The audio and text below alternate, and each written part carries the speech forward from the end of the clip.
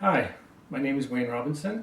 I'm in the Business 130 class at Camosun College, and I'm going to be doing a presentation today on the two key elements of preparing for your presentation and also on how to organize the content within that presentation.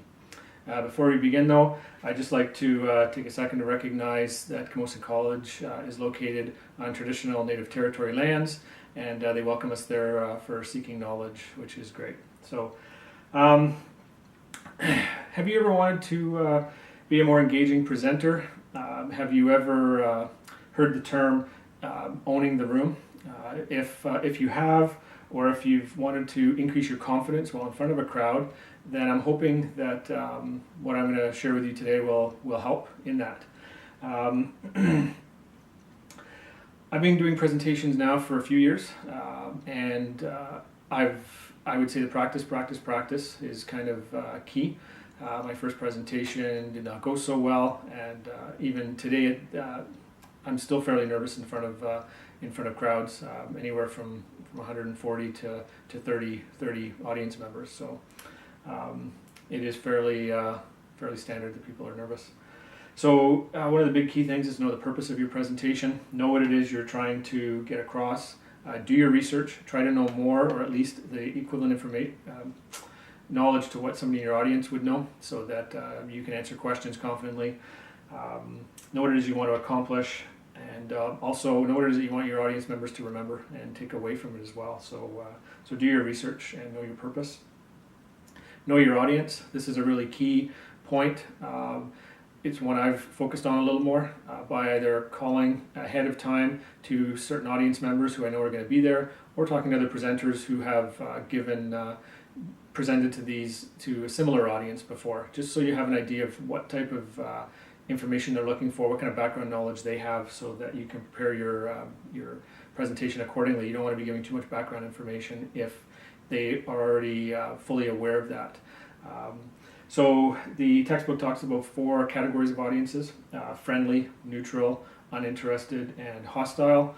I've been fortunate enough not to have any hostile audiences, but when giving fairly dry and uninteresting information that you need to relay, you certainly are challenged to kind of keep audiences interested. So I have been in front of some rather neutral and uninterested audiences, which can be difficult, but I look at it as a challenge to try and brighten them up a little bit, or wake them up from their naps. So the other key thing is to organize the major elements within your organization, within your presentation, and good organization is key to that.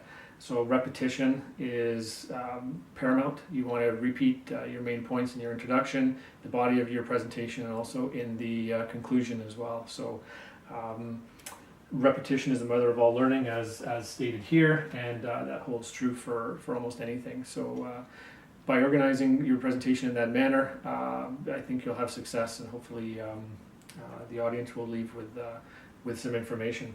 So again, to go over your introduction, you want to make sure you capture the audience's attention.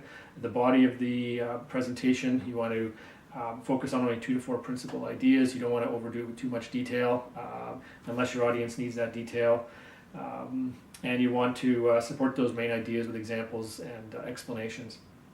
In your conclusion, you want to summarize your main themes, and try not to rush your wrap up. That's what a lot of presenters make, but that's kind of the key to your presentation, is your wrap up. So try to enjoy it. Try to leave the audience with a noteworthy takeaway, and leave on a positive note. So in conclusion, know your purpose, know what it is you're trying to get across.